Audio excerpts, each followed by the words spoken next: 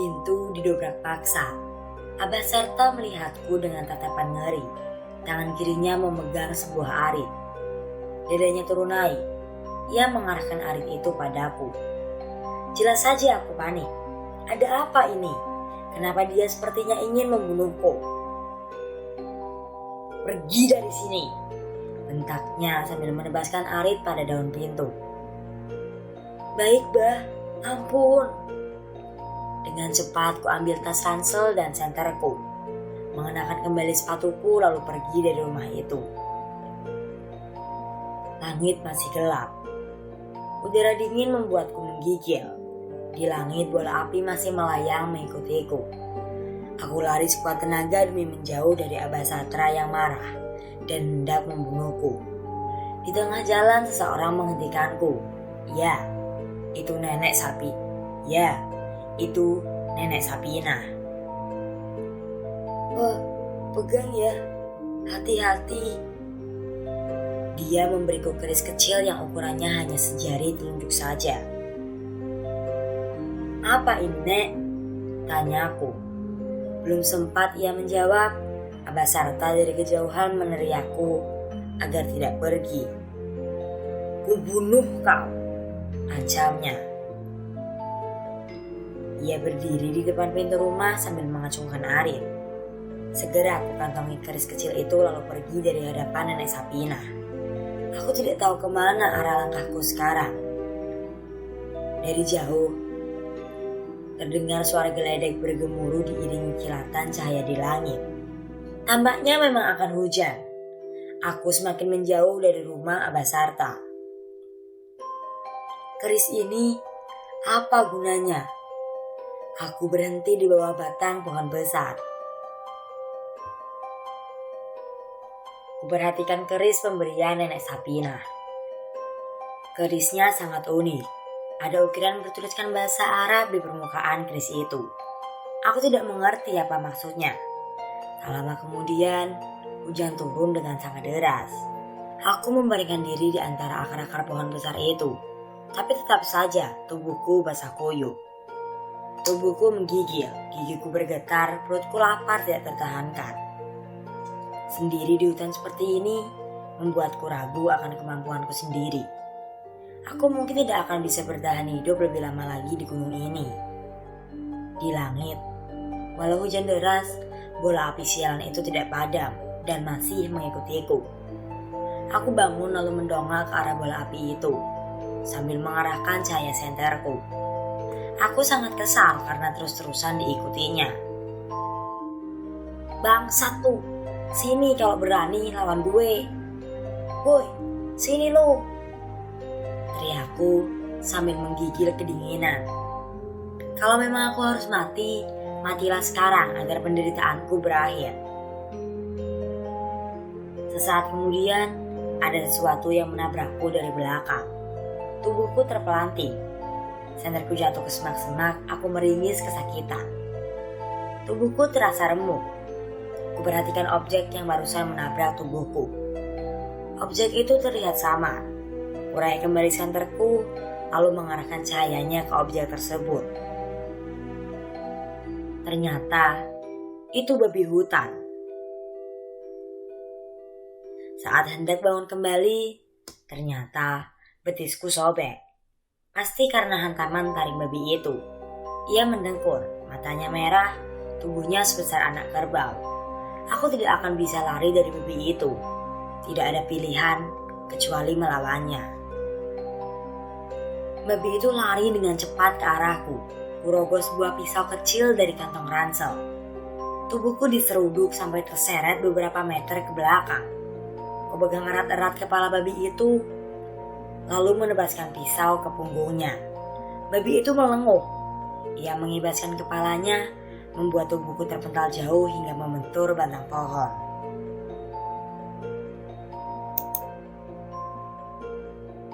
Kulit babi itu terlalu keras. Pisauku hanya bisa memberi luka kecil di punggungnya. Darah mengalir dari punggung babi itu. Tapi dia sepertinya tidak menyerah untuk kembali menyerangku. Dengan dengkurannya yang mengerikan, dia lagi-lagi berlari ke arahku. Aku Aku melompat dan berhasil menangkap tubuhnya. Babi itu mengamuk. Ia lari ke sembarang arah, sedangkan aku berpegang erat di atas punggungnya. Kutusuk punggungnya berkali-kali dengan pisau, tapi pisauku malah patah. Tanganku refleks merogoh keris kecil dari dalam kantong celana. Maksudku, ingin kutusukkan keris itu ke mata si babi, agar dia tewas.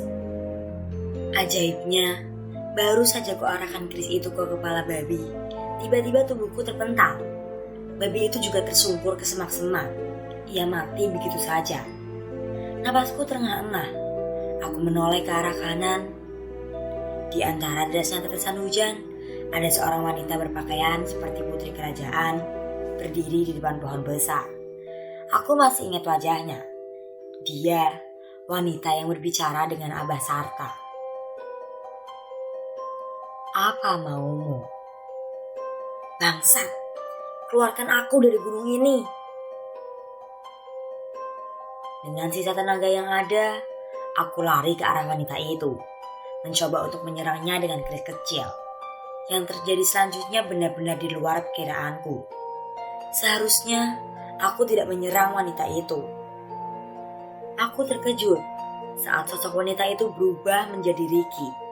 Kerisku terlanjur menusuk tenggorokannya. Mata Ricky melotot, kacamatanya jatuh. Kedua tangannya bergetar seperti kecoa yang sedang sekarat. Kucabut kembali keris yang panjangnya hanya setelunjuk orang dewasa itu. Darah muncat dari lubang bekas tancapan keris. Aku berteriak sambil menahan tubuh Ricky yang lunglai. Ricky! Kututup luka yang masih terus mengeluarkan darah dengan sapu tanganku. Ia sekarat. Matanya menatapku seperti ada hal yang ingin ia ucapkan, tapi tertahan di tenggorokannya. Maafin gue, Ri. Pulanglah, katanya. Sesaat kemudian kedua matanya terkatup. Aku tidak lagi merasakan detak jantungnya. Aku menangis. Rasanya ingin sekali aku bunuh diri saja saat itu juga. Tidak sanggup lagi aku bertahan di gunung seperti ini. Kejadian demi kejadian yang aku alami semakin aneh dan tragis. Hujan tidak kunjung reda. Aku bangkit lalu merogoh sebuah tali dari dalam tas ranselku. Kuikatkan tali itu ke tubuh Ricky. Aku harus membawa pulang jasad Ricky. 2 hari berlalu. Aku seperti berputar-putar saja di kawasan gunung ini. Selama 2 hari ini, aku makan belalang panggang. Koloni belalang itu kutemukan di tengah perjalananku. Yang menjadi masalah saat ini adalah jasad Ricky yang semakin membusuk. Tubuhnya mengeluarkan bau yang begitu menyengat. Aku berhenti di tengah jalan setapak. Aku rogoh botol air minum dari dalam tas yang sempat kuisi saat turun hujan. Aku meneguk air itu. Aku menoleh ke jasad Ricky. Dalam kondisi seperti ini, tidak mungkin aku bisa membawanya pulang.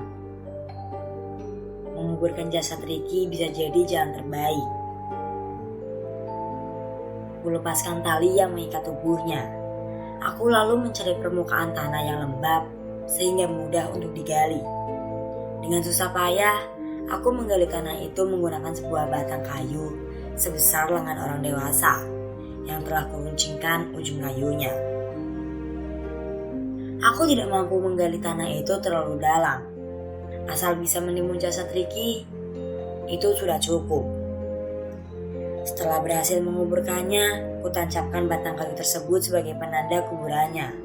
Kemudian, aku berdoa untuk Ricky. Malam kembali jatuh.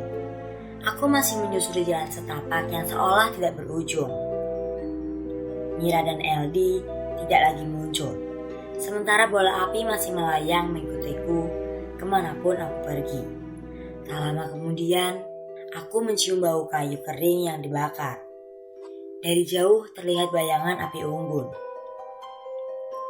Akhirnya, aku Aku tersenyum bahagia. Tampaknya ada seseorang yang berkemah di sekitaran sini. Kupercepat langkahku menerjang semak-semak. Tapi setibanya di sumber cahaya, aku tidak melihat orang berkemah di sana.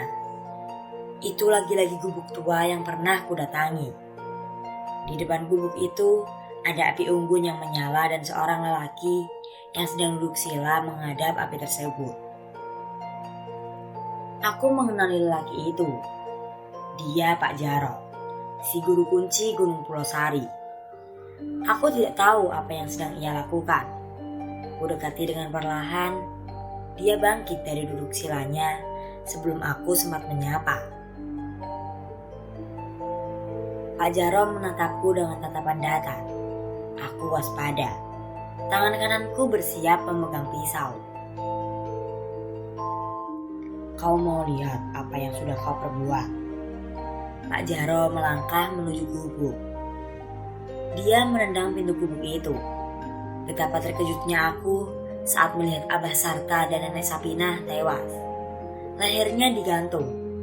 Kedua matanya melotot dan lidahnya terjulur. Aku tidak tahu apa yang sudah terjadi terhadap mereka berdua. Mereka mati karena mencoba menyelamatkanmu, kata Pak Jarot.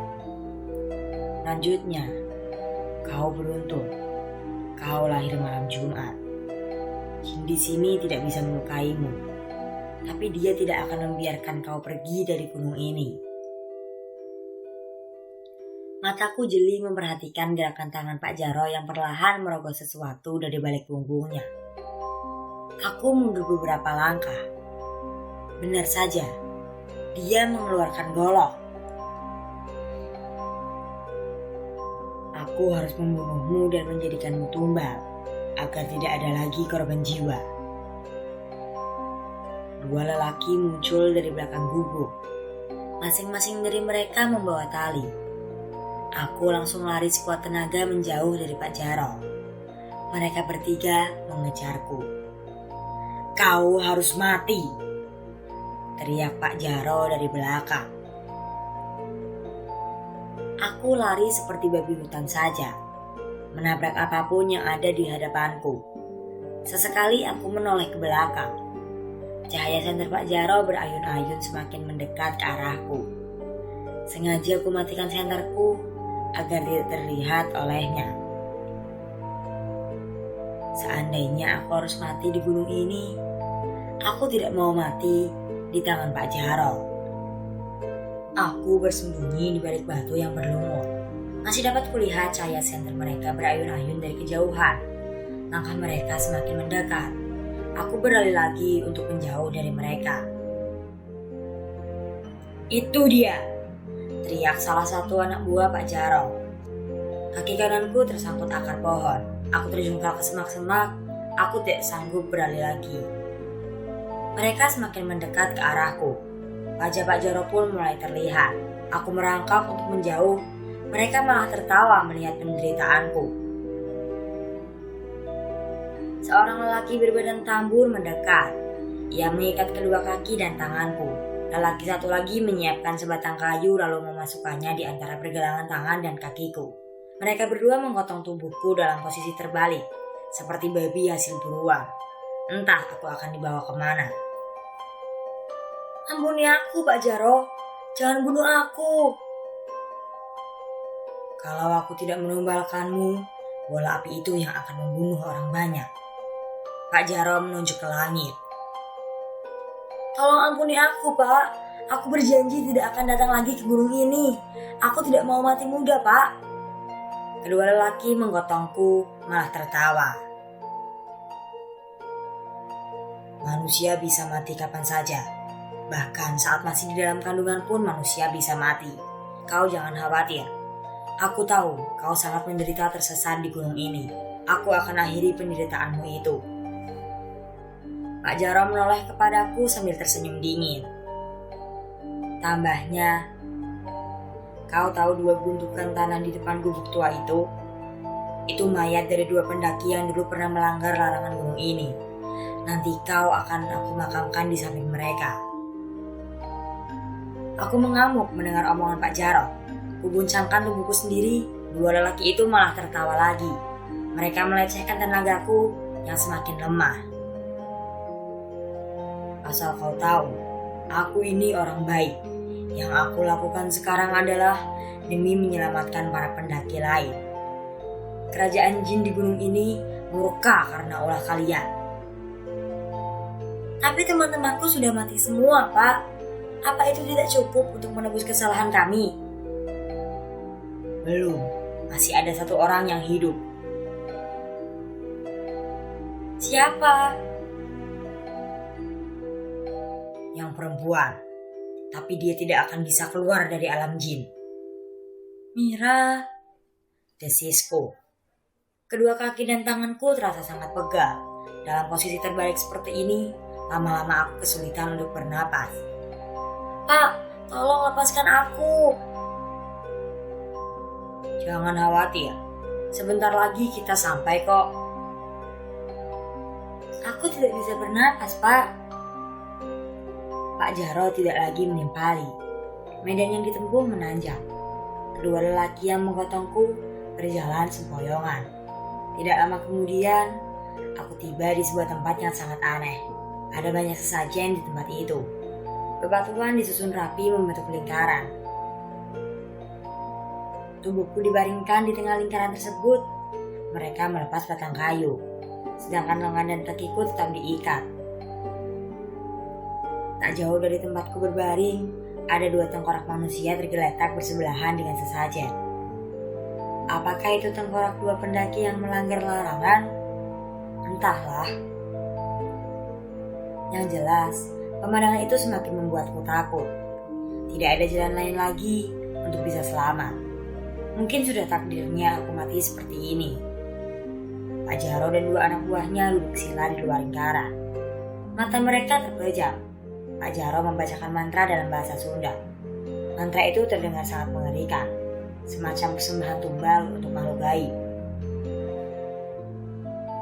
Setelah selesai, Pak Jarot mendekatiku.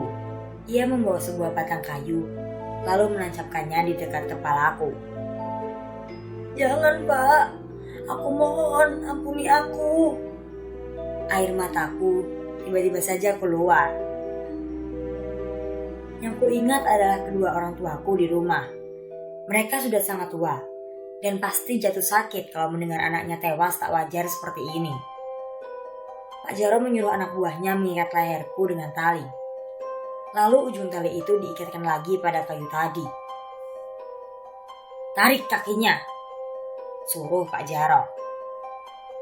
Aku sekarang dalam posisi mengambang. Kedua kakiku ditarik, leherku diikat. Mereka akan memenggal leherku. Pak Jarot keluar dari lingkaran.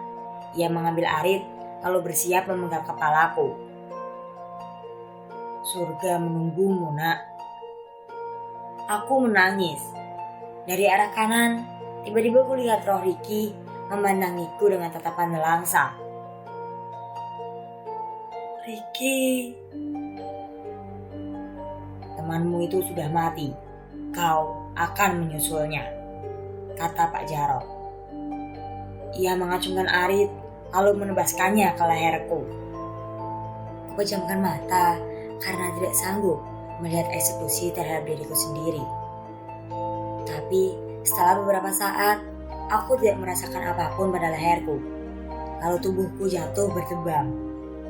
Kulihat Pak Jarot dan dua anak buahnya berlutut di hadapanku. Ampun, Nyai, gumam Pak Jarot. Aku membalikan badan. Ada seorang wanita yang berpakaian seperti putri kerajaan di belakangku. Wanita itu yang sempat aku serang beberapa hari lalu. Dia tersenyum anggun ke arahku. Berbeda dengan Pak Jarot dan anak buahnya yang ketakutan, aku sama sekali tidak takut pada wanita itu. Malah aku menyimpan dendam atas kematian teman-temanku. Ulah dipaehan, kata wanita itu. Jangan dibunuh. Kenapa wanita itu malah menolongku? Sungguh, Nyai, timpal Pak Jarot. Wanita itu lalu menghilang. Pak Jarot dan kedua anak buahnya lari terbirit-birit meninggalkanku yang masih dalam keadaan diikat. Aku berusaha melepas ikatan itu, tapi aku tidak bisa karena simpulnya terlalu kuat. Kudengar suara denggur babi dari balik semak-semak yang semakin membuatku takut. Ikatan tali ini mustahil bisa kulepas sendiri. Harus ada orang yang menolongku. 2 hari aku terkapar dengan keadaan kaki dan tangan diikat. Aku kelelahan. Tenggorokanku sudah tidak kuat lagi untuk berteriak meminta tolong. Tempat itu sepertinya jarang didatangi manusia. Hanya ada kawanan monyet yang memperhatikanku dari dahan pepohonan. Tiba-tiba seekor monyet melemparku dengan pisang. Aku melihat ke arah monyet itu. Ia bersama koloninya sedang asik makan di atas dahan pohon. Aku meringsut, mendekati pisang yang dilemparkan monyet tadi. Setelah berhasil meraih pisang itu, ku makan dengan lahap beserta kulitnya. Koloni monyet itu sepertinya senang melihatku makan. Mereka melompat-lompat sambil berteriak ke arahku. Setelah itu, mereka kembali melempariku dengan pisang. Perutku sampai kenyang memakan pisang-pisang itu. Tak lama berselang, terdengar suara dari semak-semak. Aku waspada. Takutnya itu binatang buas di sekitar sini. Aku tidak tahu. Mungkin saja di gunung ini masih ada macan atau beruang. Aku meringsut menjauh dari semak itu. Hai.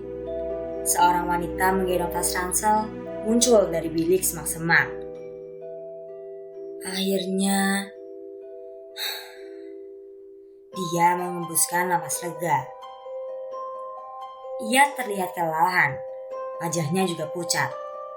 Lu siapa? Uswah, nama gue Uswah. Udah 2 hari gue nyasar di gunung ini.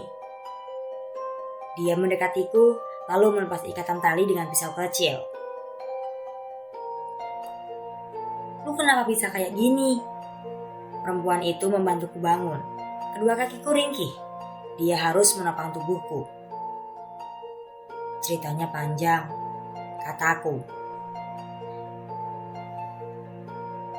Jujur saja, aku merasa lega bertemu dengan sesama pendaki di tempat seperti ini. Gunung ini udah gak aman, katanya. Semua teman gue mati, cuma gue yang tersisa. Sama, jawabku singkat. Gila, teman-teman lu juga mati? Ia terkejut. Iya, ada satu yang katanya masih hidup, tapi dia terjebak di alam jin. Oh iya, nama gue Ori. Terjebak? Iya, dinikahi genderuwo. Uswa bergidik geri saat aku menceritakan yang dialami Mira. Aku mendongak ke langit. Ocos. Bola api sialan itu kini tidak lagi mengikutiku. Uswah mengeluarkan HP-nya dari dalam tas. Ia mengarahkan HP itu ke segala arah untuk mencari sinyal. Tetap gak ada sinyal. Lu bawa HP? Tanyanya. Hilang. Lagi pula, HP gue udah lobet dari pertama naik gunung. Uswah berdecak. Kita harus segera turun dari gunung ini. Ia memapahku. Lo lihat itu. Uswah menunjuk ke rumputan. Ada kembang berwarna putih yang bertaburan di sana. Itu kembang melati. Gue ngikutin kembang itu dan ketemu sama lu di sini. Kita ikutin kembang itu aja. Siapa tahu itu jalan pulang. Aku mengerutkan dahi. Setelah banyak sekali kejadian aneh dan tragis yang kualami, kini aku tidak mau terlalu percaya pada hal-hal mistis seperti itu. Tanpa perlu persetujuanku, Uswah malah memapahku mengikuti taburan kembang tersebut. Gue gak yakin kalau kembang ini bisa membawa kita pulang. Apa salahnya mencoba? Timpal Uswah. Sampai sore, kami tidak kunjung menemukan jalan setapak. Taburan kembang itu membawaku ke tempat yang tidak pernah kudatangi sebelumnya. Hutan ini berkabut dan membuat jangkauan penglihatanku terbatas. Uswah menyalakan senter. Ia mengarahkannya ke semak-semak untuk memastikan kalau kembang itu masih ada. Dia berhenti. Kulihat wajahnya terkejut. "Kenapa?" tanyaku sambil menoleh ke arahnya. Cahaya senter itu ia geserkan beberapa meter ke depan, menembus kabut yang tebal. Tampaklah mayat-mayat manusia yang terkapar di hadapan kami. Itu mayat para pendaki. Mereka masih mengenakan jaket, tas ransel, dan sepatu gunung. "Jangan disentuh," kataku saat Uswah mencoba memeriksa mayat itu. Kami melanjutkan perjalanan melangkahi mayat-mayat itu. Mereka mati dengan mengenaskan. Ada yang lehernya digorok, ada yang bola matanya hilang, bahkan aku melihat kepala yang terpisah dari tubuhnya. Apakah benar perkataan Pak Jarod kalau para pendaki lain celaka karena ulah kelompokku? Entah kenapa, aku merasa bersalah sekarang. Kabut semakin lama semakin menguar dan hilang. Kini tidak ada lagi mayat di hadapan kami. Selang beberapa saat, terdengar suara gemuruh air dari kejauhan. "Curug Putri, itu pasti Curug Putri," kataku dengan penuh semangat. Uswah berbinar. Ia kembali memepahku mengikuti taburan kembang melati. Dan benar saja, itu adalah Curug Putri. Kami senang karena di dekat air terjun itu ada jalan setapak menuju perkampungan warga.